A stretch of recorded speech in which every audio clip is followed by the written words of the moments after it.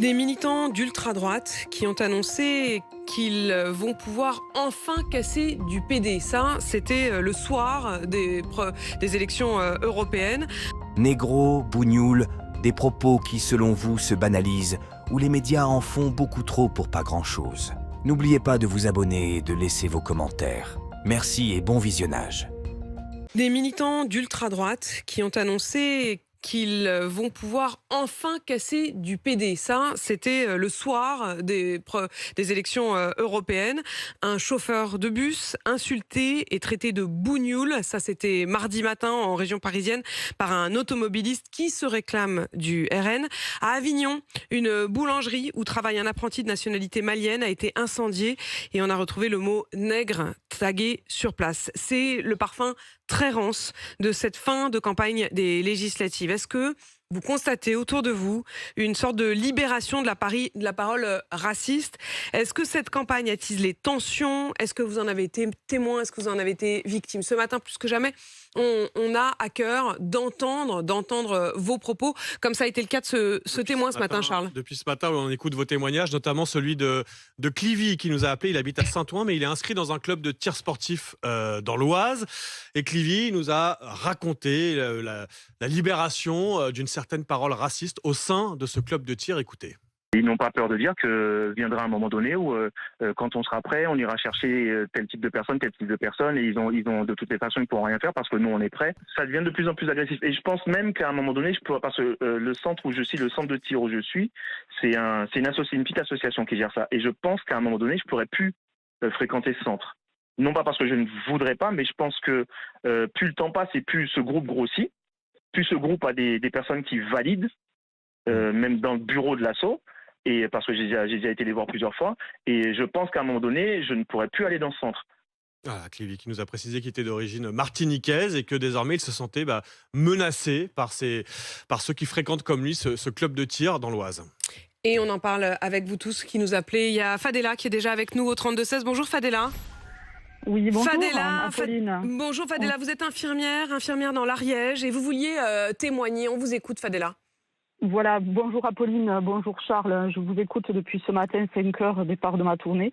Ouais. Et j'ai souhaité vous appeler. C'est pas la première fois, Apolline, que je vous ai au téléphone. Ma fille avait reçu du jambon sur la tête en troisième. Je m'en souviens très bien, voilà. Fadela. C'était avec le ministre de l'Industrie que j'étais intervenue. Exactement. Et aujourd'hui, là, je souhaite réitérer parce que, depuis le résultat des élections européennes, j'ai reçu un appel. Je suis infirmière libérale. J'ai reçu un appel et mon cabinet, il est à moi, donc c'est avec mon nom à consonance maghrébine. Du coup, on m'a demandé des soins infirmiers, en sachant qu'il y a pénurie d'infirmiers libéraux sur le secteur et que c'est à flux tendu tout le temps. Donc les demandes... voilà. Jusque-là, ça vous paraît justifié? Voilà, et c'est compliqué d'avoir des infirmiers qui acceptent les soins de nos jours. Du coup, un monsieur m'a appelé pour me demander des soins pour son épouse, des soins assez complexes. J'ai accepté, et là, il a émis le souhait de connaître les origines de mon nom. Donc je lui ai dit, et il m'a dit textuellement, ben non, ça va pas être possible parce que ma femme, elle a des problèmes avec ça. Elle a des problèmes avec ça? Oui, avec ça, et avec mes origines. Mais j'ai bien compris. Ouais. Et du coup, je lui ai dit, écoutez, appelez mes autres collègues sur le secteur, il n'y a pas de souci. Je suis restée professionnelle. Et il a appelé mes collègues autour qui ne pouvaient pas, par manque de temps, prendre en charge cette dame. Il m'a rappelé en me disant, voilà, vos collègues ne peuvent pas. Donc là, je lui ai dit, écoutez, faut pas faire la fine bouche, excusez-moi le mot, mais faut pas faire la fine bouche. Et puisque mes collègues n'acceptent pas, j'avais la place il y a 5 minutes quand vous avez appelé, mais là, je l'ai plus. Oui, il y a une levée d'inhibition. J'ai dit au standard ce que j'en pensais, une levée d'inhibition. Je vais ne pas citer de nom, bien sûr, de parti, etc. mais ça désinhibe la parole et ça la valide en fait. Mais vous pouvez, Fadela, on peut tous dire ce matin, c'est-à-dire, est-ce que ça veut dire que vous estimez, et que c'était il y a combien de temps cet appel, Fadela? Il y a 8 à 9 jours. Ouais, c'est ça, donc c'était après les élections Oui, mais européennes. après, c'est ça, parce que là, c'était une coïncidence, parce que la personne n'est pas devenue raciste. Mais il s'est excusé, il a dit quelque chose, ou alors c'était comme ça, point barre. Et non, quand je lui ai répondu que non, je ne le prendrai pas, du coup, il m'a dit vous n'avez pas le droit. Alors, je lui ai parlé du droit, justement, de mon droit à refuser de prendre quelqu'un en soin. Ouais. Je n'étais pas obligée. Et il m'a parlé de conseil de l'ordre, etc. Du coup, j'ai dû mettre fin à l'appel. Ah oui, donc il est devenu voilà. menaçant. C'est-à-dire, après avoir dit qu'il ne voulait pas que vous puissiez soigner sa femme du fait de vos origines, ensuite c'est lui qui vous fait la leçon. Amélie, vous n'intervenez pas. Fadela, je vous pose une question. Après ce qui vous est arrivé, là, est-ce que vous craignez aujourd'hui d'intervenir à domicile? Vous êtes infirmière, vous êtes appelée, donc vous allez chez les patients. C'est une crainte aujourd'hui? Alors, c'est une crainte, non, parce que il m'appelle, il voit le nom et le prénom sur l'annuaire quand il m'appelle.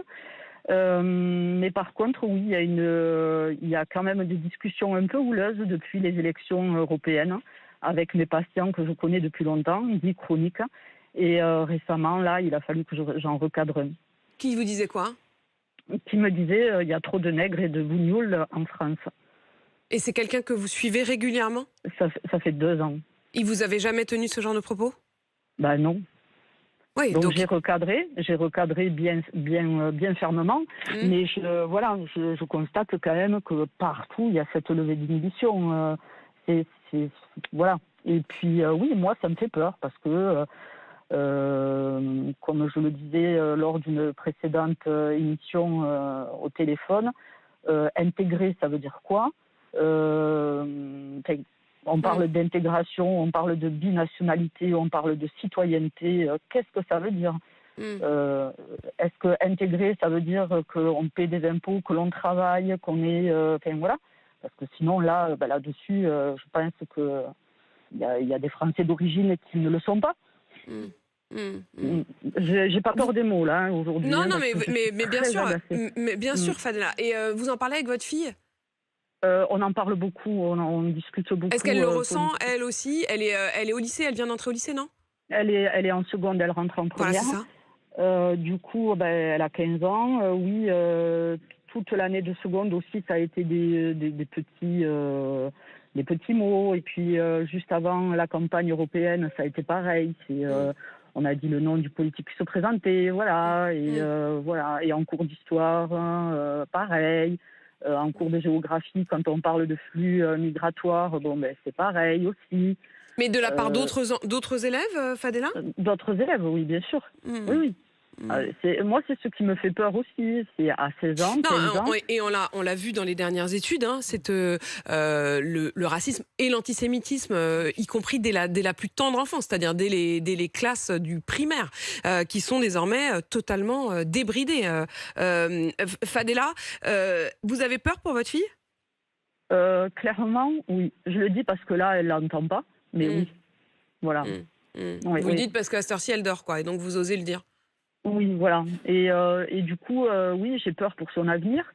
J'ai peur pour son présent parce que elle reçoit des attaques. Moi, je me suis sentie profondément humiliée lors du débat et sur le thème de la binationalité. Lors du débat entre les trois candidats au poste de Premier ministre il y a 2 jours, sur la binationalité, dites-nous, parce que tout à l'heure je reçois Sébastien Chenu, voilà des questions que je pourrais lui poser. Vous dites que vous vous êtes senti, parce que vous avez la double nationalité, Fadela? Oui, et je l'assume. D'accord, voilà. Quoi, franco quoi? Et franco-marocaine. Franco-marocaine. Voilà, et je l'assume, et je suis fière de mes origines marocaines, et je suis fière d'être née en France, et voilà, je suis... Mais j'ai l'impression qu'à ce jour, il faut se promener dans la rue avec un panneau. Je suis fière d'être français. Oui, bien sûr. pour pouvoir être validée, pour pouvoir... alors moi, quand j'étais gamine, mes parents sont décédés aujourd'hui, ils m'ont toujours dit sois la meilleure en classe, 15 de moyenne, ça suffit pas. J'ai toujours été dans les règles, etc. Non, j'ai plus à me justifier, stop. J'ai 47 ans, je n'ai plus à me justifier. Et j'ai pas envie que ma fille à 15 ans ait à se justifier. Je lui ai toujours inculqué les bonnes choses, soit respectueuse, soit excellente à l'école. C'est une excellente élève d'ailleurs, qui a 17 de moyenne générale. Mais voilà. Je lui ai toujours dit la meilleure des défenses, c'est d'être la meilleure en classe. Oui, mais etc. ça veut dire que vous êtes encore plus exigeante avec vous-même c'est d'abord, avec votre fille ensuite, comme si vous aviez encore quelque chose que vous deviez prouver. Fadela, merci pour votre témoignage ce matin. Promis, tout à l'heure, je le porterai aussi avec Sébastien Chenu. C'est tous vos témoignages qu'on veut entendre aussi ce matin. Entendre les craintes des uns, peut-être d'autres, au contraire, sont rassurés, mais on veut tous vous entendre. Fadela, merci de nous avoir raconté ce qui vous est arrivé. Merci d'avoir pris le temps de témoigner ce matin. Comme Fadela, vous nous appelez au 32 16.